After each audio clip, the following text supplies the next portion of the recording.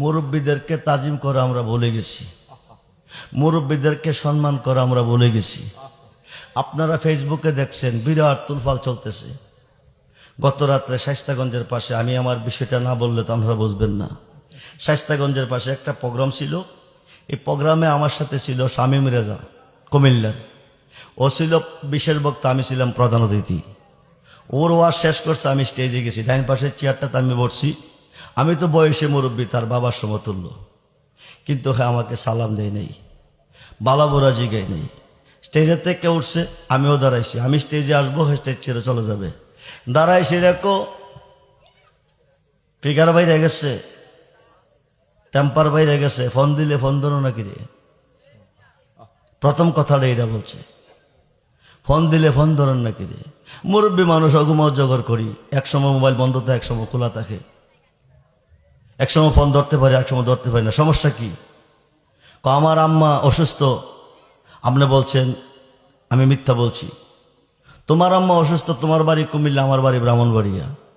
তোমার আম্মা সুস্থ না অসুস্থ এটা তো আমি জানি না, আমি তোমার আম্মার ব্যাপারে মিথ্যা বলবো কেন? এই কথাটা কইয়াই বলতেছে আমার সামনে সূরা ফাতিহাটা শুদ্ধ করে পড়তে পারবেন নি, 3 বার বলছে কথাটা, 3 বার বলছে। তার সাথে আমার কোনো ঝগড়া নাই, মারামারি নাই, সম্পদ নিয়ে কোনো লেনদেন নাই। এভাবে কথা, কোনো প্রয়োজন যদি হয়ে থাকে প্রাইভেটে কথা বলতে পারতো, ঘরে বসায় বলতে পারতো, আমাকে ঘরে গিয়ে বলতে পারতো, হাজার কথা বলতো, কোনো সমস্যা ছিল না।